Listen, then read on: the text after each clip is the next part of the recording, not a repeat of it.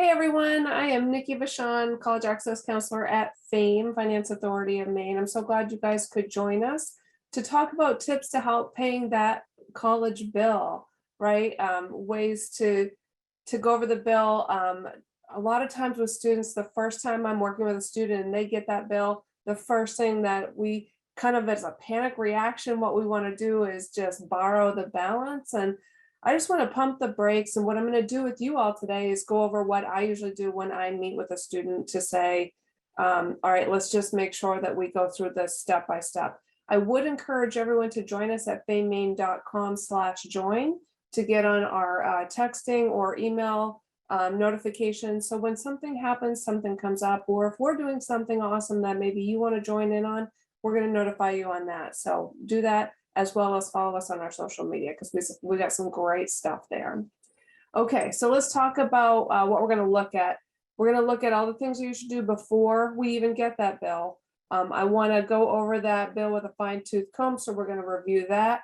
And then we're going to look at my little checklist of how do I pay the rest of that balance, like scholarships, Maine programs that are out there, savings, tuition payment plans. And then way down at the bottom, I have borrowing, because that is my last. Like, I want to look at that very last. Okay, that's an option. We got it in our back pocket, but totally the last thing we're looking at. Okay.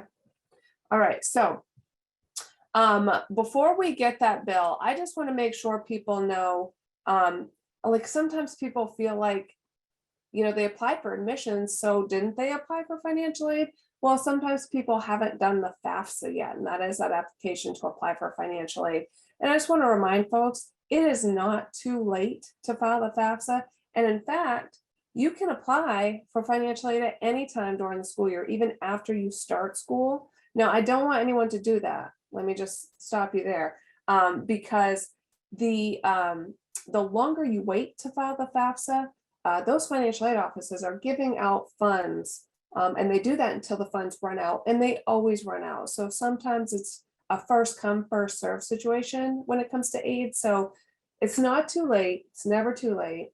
But I always want to say, make sure we do this as soon as possible. I also want to set up the reminder that there are some FAFSA priority deadlines coming up soon. So if you all know someone who has not yet filed the FAFSA, they need help, have them give me a call. I'm going to walk them through that. So not too late, but get that done as soon as you can. Sometimes when I get the bill, the financial aid isn't on there. Like, why you got this financial aid offer and there's a student loan that you were eligible for, but it's not on the bill.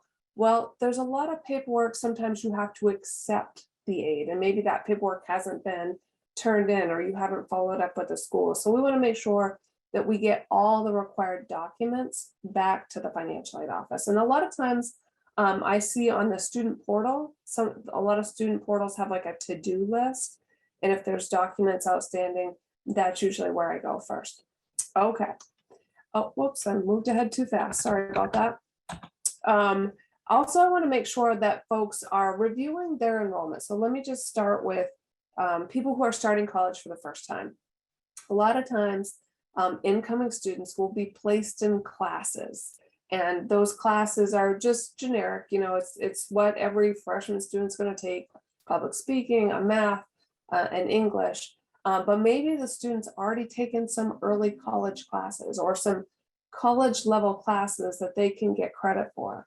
I want to make sure that the student is talking with maybe their advisor or the registrar at the school to make sure that school knows they've taken those classes, because I don't want anyone paying for a class they've already taken and gotten credit for, or even wasting their time doing that. So I just want to make sure that they have transferred in all of those credits that they've taken maybe in high school, or if they've taken it at another school. I want to make sure all of those have been brought in first.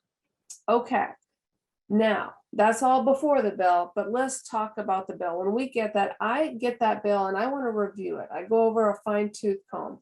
But let's just start with, how did I even get the bill? Well, on the school software behind the scenes, when a student is signed up for classes, that generates a bill within the system. So generally, you get the bill for a semester. When you've signed up for classes, it's for that chunk of time. Usually a semester. Some classes like Beale College are a mod, or some schools will bill for the entire year because it's a straight line program. They go straight throughout the year. So I'm just going to refer to it as semester. What I'm going to use for example, I've got a bill from Thomas College. So the student got signed up for some classes. This generated a bill in the system. They compared it against financial aid, and we've got this nice little snapshot in time of what the bill looks like. So this is the things that I look for. So immediately I'm going to look at when is the due date. And that's when I know I've got to have a financial plan in place by this date. And for me, I always like to set that bill due date ahead a week in time, because I always find that last minute, if something is missing from that bill, like I want to know a week before that bill's due that it's all set. I want to know that everything is in place and we're good to go. Because if you go and look at that on the due date and there's something missing and you try to reach student accounts, let me just tell you, everyone on the planet is trying to reach student accounts and they're going to be super busy and maybe hard to reach them. So I always like to put in my mind the due date at least one week early. I also like to see if a student's planning on living on campus. I want to make sure they're being billed for housing. I've worked with a lot of students that they got the bill and hey, it's way less than they thought it was going to be. Well, it turned out they didn't turn in their dorm contract, right? So I want to make sure that housing is there and it's the right housing. There's sometimes multiple different dorms that you could live in. You could be in the suites or you could be living in the regular housing, and they may have different price tags associated with them. Sometimes if that regular housing fills up and maybe you got put into a suite, now that's way more expensive and you don't want that, maybe we can have a conversation with Res Life to make sure that we're getting billed for the right housing. I also want to draw your attention to late fees. The school I worked at, the late fee for not having a financial plan in place by the due date is $100. And I think that's a lot of money. Sometimes schools might charge more. So I just want to make sure that we're aware of that, the due date. But basically, I find, and correct me, anyone else have any different experiences, that incoming freshmen doing all of this and knowing all the background to do, sometimes they miss that due date and they get a late fee applied.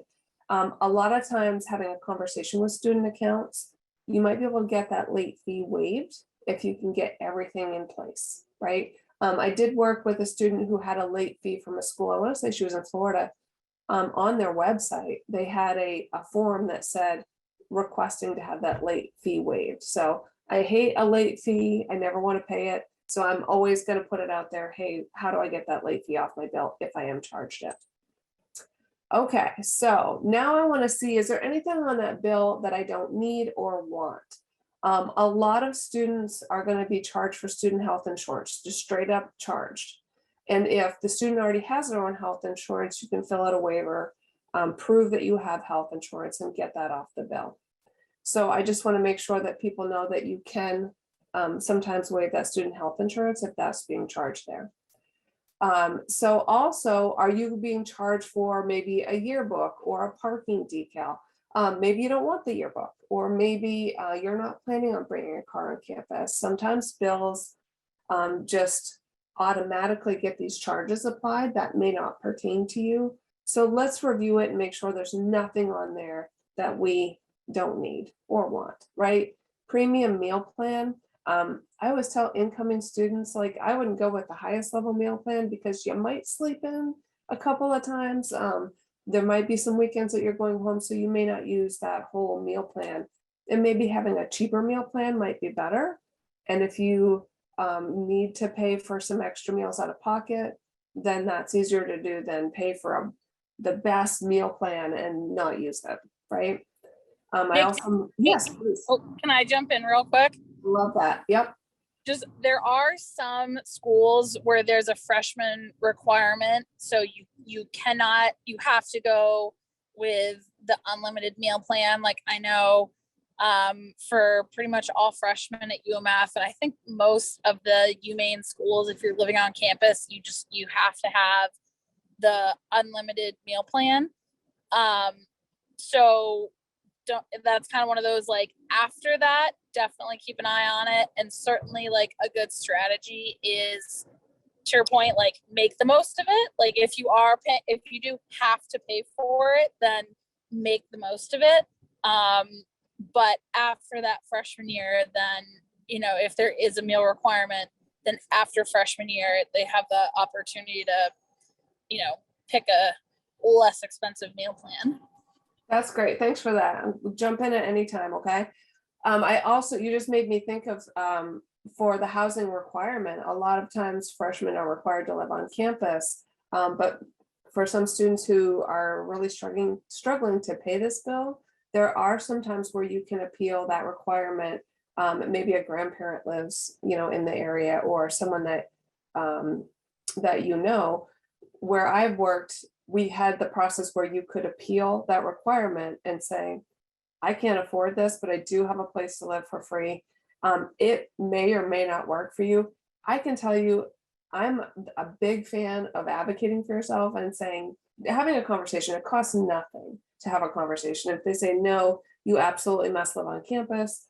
There were some years when we worked through a year where we had too many people who wanted to live in the dorm, and we would gladly release people from that requirement to live on campus. So it's always worth a conversation about whether or not, if that's a requirement that's a done deal, or that maybe you can get out of that.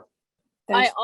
I also, and I know this might be like towing the line between paying the bill and understanding financial aid, but I think this is like the piece that they don't always tell you, and that I learned after my time working in admissions, is because a lot of these schools have freshmen on campus living requirements, they might throw some extra scholarship money or grant money, even like stuff that has to do specifically with that on-campus housing. Like, again, this is not to throw UMF under the bus. This is just where I worked, so I know the plans distinctly. Like, they have specific sort of, I guess what you would call like grants or special scholarships for students who live or graduated from a high school in Franklin County, so that they can make sure that that first year they are living on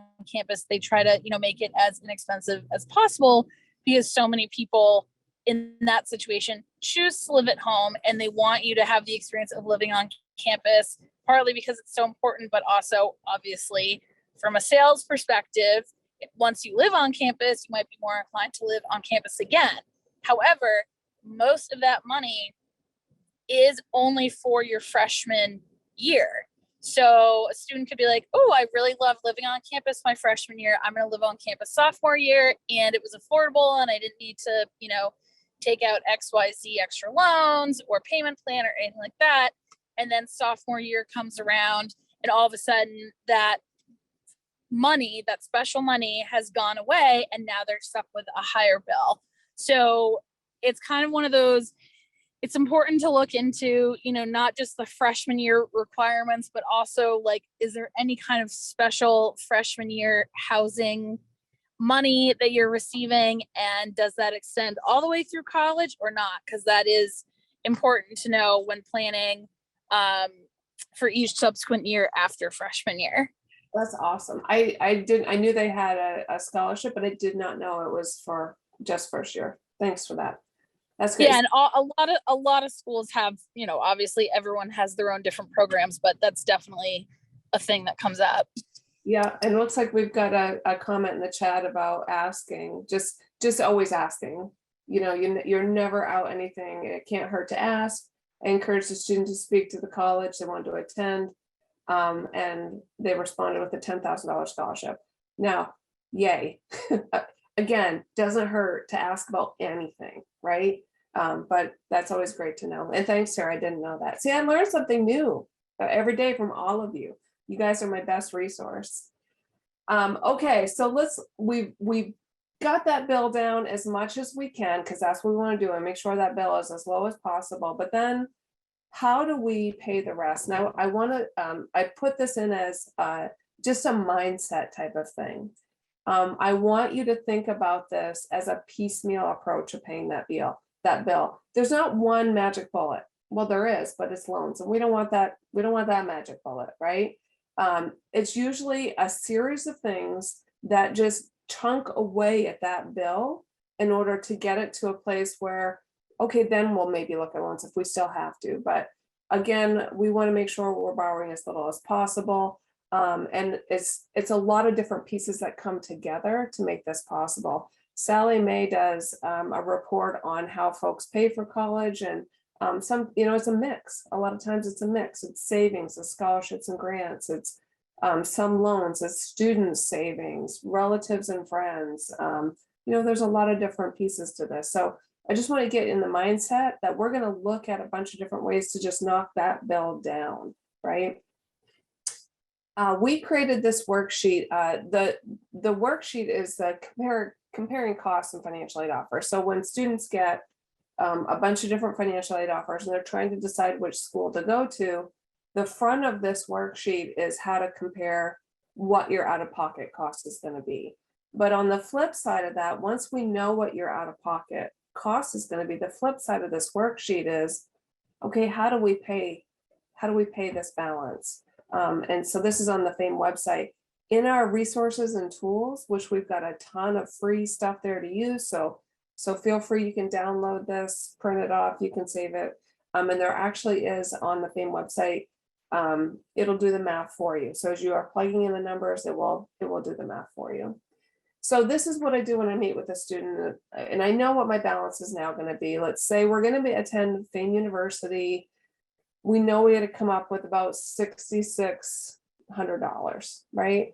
I always want to make sure, did you apply for scholarships at the high school? Did you look for scholarships everywhere? There's a ton of different opportunities. High school, your bank, your employer. Have we looked everywhere? The FAME website, we're going to talk about these, but outside scholarships is the first place I want to look. So also, I want to note that some colleges, like the school where I worked at, we had some scholarships that, someone would leave the school some money, and we had to figure out, to give this scholarship to a redheaded kid from Aroostook County.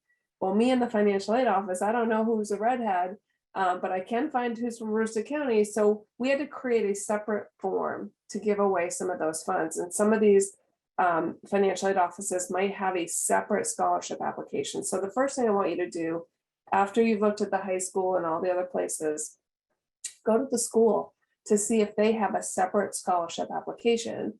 University of Maine has a selective scholarship application. I know that we at Husson did, but the school where you're going may have a similar situation. So I'd always go check that out. We have a scholarship search on our website, famemaine.com/scholarships, which I would highly recommend people go take a look at that. We got some filters, so you can say I'm a high school student or I'm already enrolled in college. You can sort by major.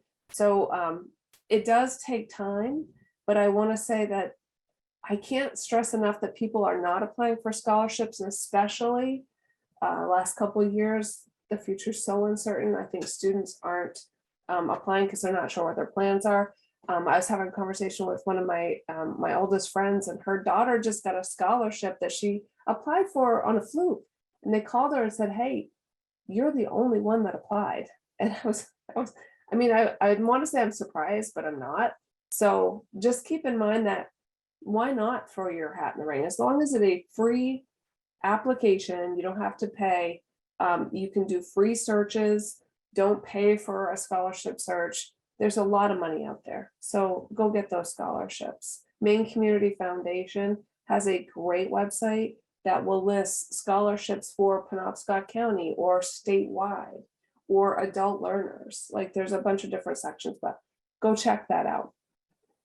Okay, so I want to just point out that when a student does get a scholarship, you want to notify financial aid that you've gotten this. And many times the financial aid office has to do something in order for the student to get that money. Like I had to send bills to like organizations to be able to get a check drafted to the school to put on that student's account. But it's always good that we notify the financial aid office sooner rather than later. I've had some folks say that, once they notified the college that they got the scholarship, they lost some aid. And I want to say that this is not often enough to have people not look for scholarships. But if it does happen, I want to make sure that that student has enough time to make some adjustments or have some conversations with the financial aid office, because sometimes we can do things differently. And I'm going to explain this on the next slide. But I want to make sure people have enough time in order to do this. So let me just explain why this happens sometimes. So there's a federal regulation that says you can't have more need-based aid than you have financial need. Okay, so let me explain this in an equation formula. What is financial need? All right, so the school comes up with an estimated cost of attendance. All right, so this is tuition fees, room and board, books and supplies. So they've got this estimate of what it costs to attend the school. The student files the FAFSA, and that end result is called the expected family contribution, the EFC. So the cost of attendance minus that EFC is really, that's their financial need that the school can fill with need-based aid. Now, what is need-based aid? It's a Pell Grant, supplemental educational opportunity grant, the Maine State Grant, institutional scholarships, the direct student loan, the subsidized portion of that, or work study. So all of these programs that you can get if you have financial need. Well, let's just say, for example, all of that has filled up your need. And now along comes the scholarship, and you got more need-based aid than you have need. So sometimes schools will have to make an adjustment somewhere in there. At my school, if that happened, and it was rare, we would take away work study, or we would take the subsidized portion of the loan and put it into the unsubsidized portion. So different schools do things differently. But that's why I say it's super important that if that does happen to you, you want to make sure that you have enough time to have a conversation with financial aid to say, hey, can I just not take out a loan? Or can we move that over? Like if you do happen to lose some of that institutional scholarship because you got this outside scholarship, which again is rare, it might be worth having that conversation. It doesn't hurt to try. Okay, any questions on this? People always have questions about this. Okay, I'm going to move on, and be sure to jump in if there is something. Okay, so now let's just talk about other ways to pay this bill. This is the best time I've seen since I've been doing this for a long time, folks. I have never seen so many programs to help pay for school as we are experiencing right now. Before the pandemic happened, we always knew that Maine was heading towards this jobs crisis where we wouldn't have enough of a workforce. We are the oldest state in the country. A lot of our workers are reaching retirement age, and we have a population issue. So we always knew that this problem was going to happen, and I think the pandemic really sped up our crisis. And now we're seeing a lack of folks that have some sort of training after high school, because we got to have these folks be trained in something to fill these positions that we need to have filled. So there's so many programs right now to help pay for school. One of these programs is the Competitive Skills Scholarship Program. This is run by the Career Center, and it's designed to help people get the training for high wage in-demand jobs. So if you are over 18, you are interested in a job in this field, you don't already have a degree in the field, go ahead and look at the Career Center to see if you would fit into this program, because not only is it funding to help pay for that tuition bill, but maybe books, supplies, transportation.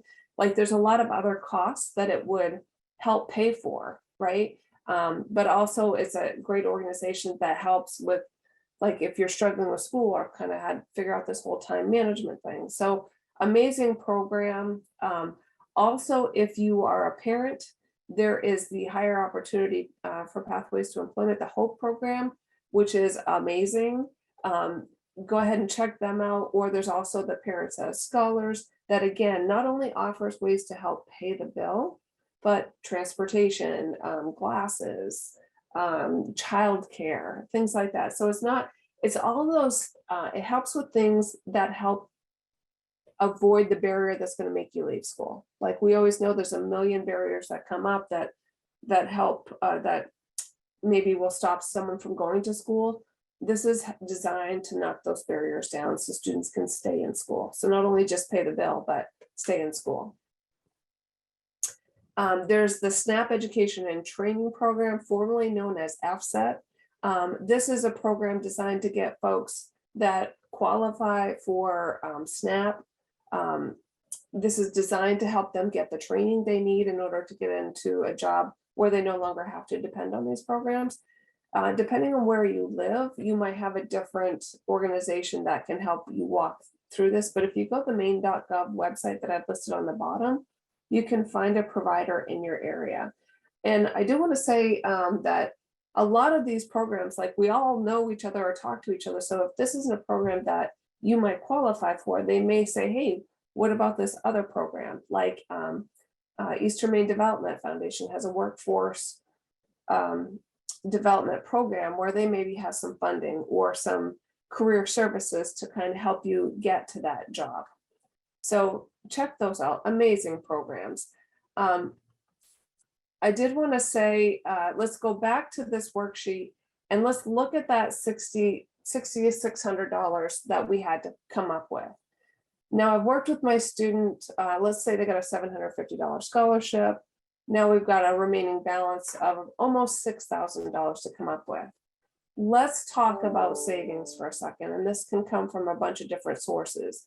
We could have the student's current savings, or maybe that also gives us, when talking to a student before we get into the summer, this $5,900 as maybe a target. Like how much of that can you earn this summer in order to not have to take out a student loan? So let's talk about savings for a second. Does the family have any college savings? Have we been planning for that for a while? Does the family have any other savings that we can tap into? And again, we also know that finding a job right now, super easy. And there's so much demand that I think even the pay is higher than it used to be. But every single dollar that we can save and not have to take out a student loan is when we're not going to have to pay back with interest and fees. So the savings, I feel like a lot of folks think, I don't want to save because it's going to hurt my chances at financial aid. And that just isn't the case. When we're applying for financial aid, savings isn't necessarily even a factor on applying for aid. So just keep in mind that every single dollar that someone is saving and using for school, they're not borrowing later. We love Nikki, that. can I jump in again here? Please do. So this is one of my favorite moments when I was working with the financial literacy group at UMF and with just incoming students in general. So people will oftentimes look at a bill and maybe after everything's said and done, they still have, say $1,000 a semester left to pay, right? Mm-hmm. And people, you might feel anxious about that or like, I don't know how we're going to pay for that. But as Nikki said, for every dollar that you pay up front to borrow and pay back afterwards. So that you borrow, that's $100 a month in a student loan payment. So if you only have to borrow $30,000, that's going to be about a $300 a month student loan payment once they graduate. And so when you start thinking about, gee, if I pay just $1,000 a semester and, you can use a payment plan, so you can pay a little bit each month, maybe the parents and the students split that. So you're each only paying $500, which again, as Nikki said, between the rise in minimum wage and the amount that students can earn, not just during the summer, but even during the school year, $500 is not that much. It's a pretty easy number to tackle. That's $2,000 a year. You don't have to then take out in a loan, which is obviously $8,000 total. You start thinking about then the interest, say anywhere from 5 to 8% interest on that student loan and how much that grows. And it really does end up being a lot of money in the long run. So we would always say literally any little bit you can do, it really does make a big difference. And, even thinking about like what sports, clubs, activities, extracurricular programs are you spending money on now for your high school students? You're already used to paying that. Are they part of a club? Do they play a sport that has, a lot of entry fees, race fees, equipment costs, things like that, that you can, you don't have to pay that anymore once they go to college, but because you're used to paying that much anyway, you can continue to pay that towards their tuition bill. So just kind of some tips and tricks around that. Absolutely. And cleats. Why are cleats so expensive? The first time I saw that, I almost had a heart attack, but that's a great point. Running the numbers as to how much someone can save. And Mary has a great chunk of information where she talks about when you leave. Of course, she's got 2 boys, and what she saved on food from one of them going away to college, she was using that to incorporate into a payment plan, which we will talk about in a bit. I did want to talk about a tool for savings. I know most of you know about the Next Gen. It's Maine's 529 plan. So this is college investing, where this program is designed to get people to start saving early and have some matching money. So when folks, Mainers, save, there is some matching money that you can get if you use the 529. But what I want folks to know is there's no age limit on this. Like someone as old as me, if I want to go to college and set up a Next Gen for myself, I can totally do that. But also, even while you're in college, opening an account, if you're a Mainer, get you $100 grant, but also any money that I save within the year is going to be matched at 30% up to $300. So if I'm going to be paying out of pocket anyway, why not put some funds in ahead of time, get that matching money and get a little matching grant money with that as well. There's a one-time $100 grant for setting up an auto fund from my checking account into my Next Gen. So once I do six monthly contributions into my account, my Next Gen, I can get a one-time $100 grant. So remember how I said the piecemeal approach into biting down that bill? That's another way getting some of that matching money with your savings is a great idea. And it's never too late. I had students who were already in college in their sophomore and junior years who opened up an account for themselves, and just with the matching money alone and all the different, special grants and stuff that they got, a lot of them used it to fund, again, just those little pieces of college that that make a difference. Like one girl was able to use it to cover her flight to go on a she did a travel course to Costa Rica. I had another student who, it meant that it was just a little bit less money that he didn't have to take out in loans so that he could buy his books. And it all makes a difference. And even if you have a student right now in college, or you've never put $1 into a 529 account, literally even just what you would get from opening it is worth it. Makes a difference, right? Yep. Okay, so I'm going back to working with my student. I've got that 5,900 to come up with. What do we have for savings? My students are always like, I got nothing. I got a big goose egg for my savings, but maybe, I could work throughout the summer, save $1,500. Well, now I've knocked that bill down to $4,430. So every little bit counts. Does the family have a savings? Well, they have some savings they could dip into. Maybe there's 1,000 there. There's maybe some friends or relatives. We know we're going to get maybe graduation presents. I always tell kids when I work with them, you have someone in your family who gives bad gifts. You know who they are, right? No judgment here. But if we have that Next Gen, like maybe we have the students say, instead of giving me that, I can think of a million bad gifts I've given, Instead of that, maybe we just put some money in my college savings account. So, but for gifts from friends and relatives, definitely, I'm into crowdsourcing. So when students put it out on social media, hey, I'm trying to grow, help pay for my expenses. If you would, I had someone who said that they created something for somebody if they donated some money to their college. I mean, if I saw that, I'd be giving money to that kid for school. But anyway, crowdsourcing is fantastic. Okay, so now let's just say every little bit of savings has now brought that balance down to 3430. Can we do that balance in a payment plan? Now, so keep in mind, we're only going to be billed for each semester. So if I'm looking at the fall bill, it's only going to be for the fall. So generally they take the balance that I owe and chunk that up into the number of months in that semester. If you can start that payment plan earlier into the summer, sometimes that's more months, so the payment is smaller. But basically, it's just paying that bill in chunks, and a lot of times there's maybe a small fee for doing that, but even that small fee is way cheaper than taking out a student loan and paying interest and fees on that. So let's talk for a second, though. I did want to say that if we're looking at summer earnings, why not target an employer that has a scholarship?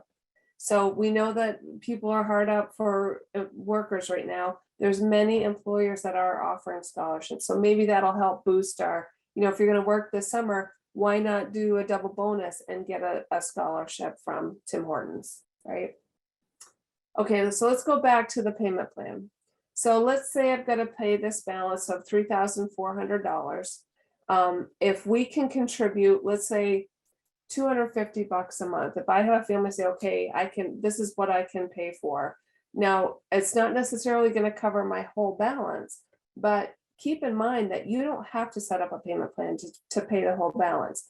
We could maybe figure out what we could do and then figure out how to pay that, what's left over. Because remember, we're doing a piecemeal. So if I pay $250 a month for 5 months, I now have $1,250. So now I brought that bill down even a little bit further to now owing $2,180. So then at that point, I could maybe look at, do I have enough loans to cover that balance? But I always want to talk about these options first, because sometimes you don't think, you think you have to take out a loan to cover that balance, and you could do a payment plan for some of it and take out a loan.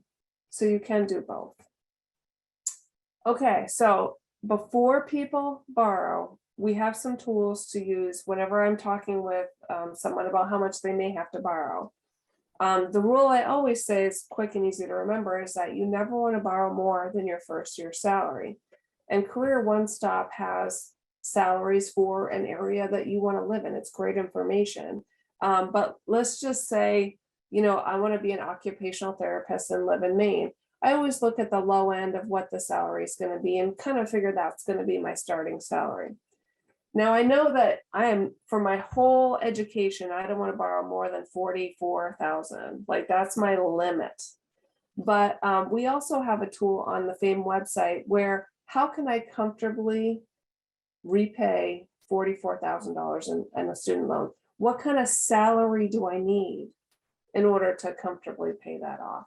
So this is a great conversation tool to use, that if I have to take out a loan to cover, let's just say I'm going to be there for 4 years and I need to come up with $11,000 for 4 years. I know that I'm going to borrow $44,000, that my salary is going to be $44,000. Sorry about that. You can see if I plug that in, that my expected salary is going to be $44,000. It gives you a recommended that you borrow no more than $27,000 for your whole career, your whole education. So if I know how much I need to borrow for my first year, I just multiply that for how many years I'm going to be there. I compare this to what my salary is going to be, and that sort of helps me figure out, or at least have a conversation with the student to say, all right, if you're going to be making $44,000 to be comfortable, I don't want you to borrow more than, we'll say, $27,000. So on the flip side of that, what salary do you need to support this kind of debt? if the student is looking at 80,000 that they need to borrow, this will also give you what the payment would be a month. So it'd be $848 a month. But they recommend that you have a salary of $127,000 annually to comfortably pay that off. And a lot of times using this to run the numbers is great to have that conversation, because for a student who's looking at borrowing, I know many of you have worked with students where it's so far off. It's like it's never going to happen. But being able to run the numbers and saying what that, Sarah was talking earlier about, like, what does that payment look like? And if I can have some savings and knock that $848 a month down by a couple $100, that really definitely makes a difference. These are really like aha moments for students when we talk about borrowing, because it is so far off, right? We don't have to pay it back until we're done school. And that seems like forever from now. But then Mila had been talking to her son about like how much you borrow, and he's like, $80,000 might as well be $1 million. Does it? I mean, it's such a high number. What's the difference between borrowing 50,000 and 80,000? What's the difference? Well, there's a huge difference to begin with, but either way we look at that, that's a ton of money, right? But knowing that in order to pay $80,000, I need $127,000 in my salary, that's a great conversation. But when we look at borrowing $50,000 versus $80,000, like Sarah had mentioned, like how much can we knock that bill down? We're talking $530 a month versus $850 a month. That's huge. Like that's a big difference in monthly payment when we're talking about student loan debt. And don't forget the interest. I mean, because that's not just, oh, I borrowed $80,000 and now that I've started paying it down, I'm paying it down. No, the interest between those two is going to make a big difference in terms of how much accrues and how much now total you've quote unquote borrowed in the end, because of, or I should say, how much total you have to pay back. Right. Absolutely. Awesome. So we always tell folks, if we need to borrow, we want to borrow what's offered on the financial aid offer first, right? The direct loan, because usually it's the cheapest loan. It has the best options, but also there are other different types of loans that you can have. And we have a whole website on borrowing loans. We want folks to know about what loans are available. So we know, I always say there's 3 types of educational loans. There's a direct loan that's available to the student. That's where we want to start. But then there's also Parent Plus loans or private loans. The Parent Plus loan is a federal loan in the parent's name. They are in charge of repaying it. It is credit based. So if you're working with someone that says, I don't have good credit and I can't take out a loan for my student, this is where I say, okay, how do you feel about applying for the Parent Plus loan, getting denied, and then the student is then eligible for more money in their unsubsidized loan? It's sort of like a plan B. So when someone tells me a parent doesn't have great credit, we can apply for the Parent Plus loan and see if they would be approved or denied. And if they are denied, they get access, the student gets access to more funding. So that's one way to go. I would want to say that the Plus loan is an easier loan to get than private loans. So if the credit is not great, but okay, then maybe the Plus loan is going to be the only option available to borrowing above and beyond that direct loan. A private loan is through a bank. And I always say banks have some wiggle room. They're competing for you as a customer. So I want to make sure that you shop around for the best interest rate and fees.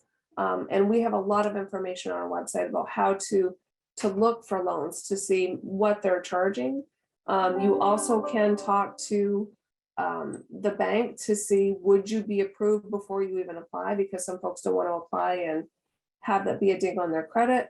But if you know what your credit score is before you go in, or you can look at your credit report, see what the debt is that you have already. Having a conversation with a bank that has a private loan, maybe they could tell you if you would be approved before you do actually apply for that. So this is the other types of loans that we have out there to pay that bill. And again, I always want to go with just how can we borrow as little as absolutely possible.